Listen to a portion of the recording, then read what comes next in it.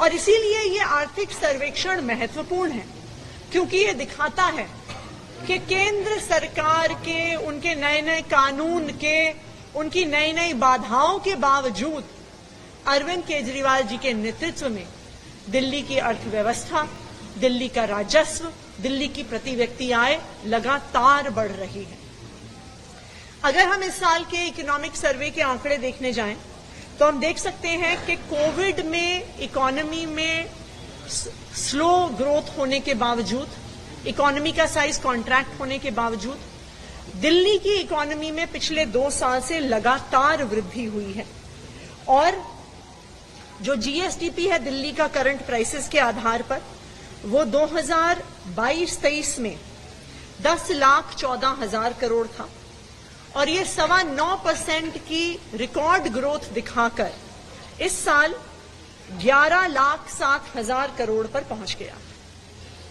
अगर आप देखने जाइए तो दिल्ली की कुल आबादी देश की आबादी की 1.5% है, लेकिन दिल्ली का पूरे देश की जीडीपी में कंट्रीब्यूशन उससे डबल है, यानी 4%। एक और महत्वपूर्ण आंकड़ा जो दिल्ली में हो रही आर्थिक समृद्धि, आर्थिक विकास को दिखाता है, वो है दिल्ली के लोगों की बढ़ती हुई प्रति व्यक्ति आय। 2021-22 में ये आंकड़ा 3,76,000 था और मात्र 2 सालों में ये 22% बढ़कर आज 4,61,000 पर पहुंच गया है।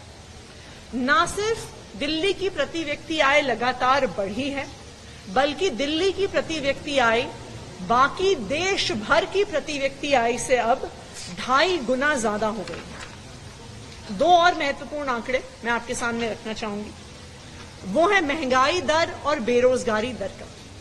ये इसलिए महत्वपूर्ण है क्योंकि आज देश के सामने महंगाई और बेरोजगारी 2 सबसे बड़ी समस्याएं हैं। आज भारत में महंगाई ने चरम छू लिया है। पूरी दुनिया में दूसरे नंबर पर भारत का महंगाई दर है, लेकिन ये दिल्ली की सरकार है, अरविंद केजरीवाल जी की सरकार है, जिसने दिल्ली में महंगाई दर को घटाया है। अगर आप इन्फ्लेशन रेट देखने जाएंगे तो दिल्ली का आज इन्फ्लेशन रेट देश भर में सबसे कम है। जनवरी से दिसंबर 2023 में पूरे देश का इन्फ्लेशन रेट 5.65% था, लेकिन दिल्ली का इन्फ्लेशन रेट उसका आधा यानी 2.81% था।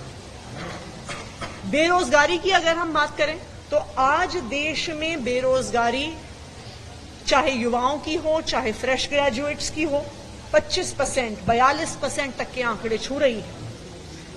दिल्ली एकमात्र राज्य है जहां पे बेरोजगारी दर कम हो रहा है।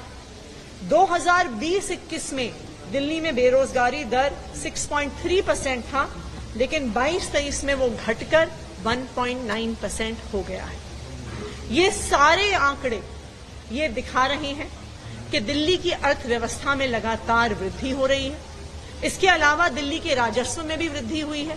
18% दिल्ली का राजस्व बढ़ा है और लगातार दिल्ली सरकार देश की एकमात्र सरकार बनी हुई है जो बिजली फ्री, पानी फ्री, एजुकेशन फ्री, स्वास्थ्य सुविधा फ्री, महिलाओं के लिए बस यात्रा फ्री, बुजुर्गों के लिए तीर्थ यात्रा फ्री देने के बावजूद देश की एकमात्र सरकार है जो मुनाफे में चलती है, जिसके पास फिस्कल सरप्लस है।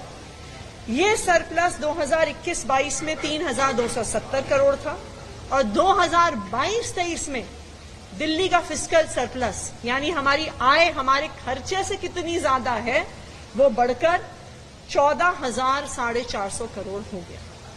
तो इस साल का इकोनॉमिक सर्वे ये दिखा रहा है कि अरविंद केजरीवाल जी के नेतृत्व में दिल्ली की अर्थव्यवस्था और दिल्ली का राजस्व लगातार बढ़ रहा है। Thank you. जी, जैसा हमने बताया था जब सेशन शुरू हुआ था कि बजट बनने में दिल्ली सरकार की तरफ से कुछ देरी हुई थी, इसलिए उसको एमएचए लेट भेजा गया था। ये तकरीबन 20 तारीख को एमएचए से वापस आया। उसके बाद फाइनेंस मिनिस्टर के तौर पे हमारे ऑफिस में उसका एग्जामिनेशन करके मुख्यमंत्री कार्यालय, फिर एलजी कार्यालय गया। वो अब वापस आया है और उसको विधानसभा में मंडे को प्रस्तुत कर दिया जाए।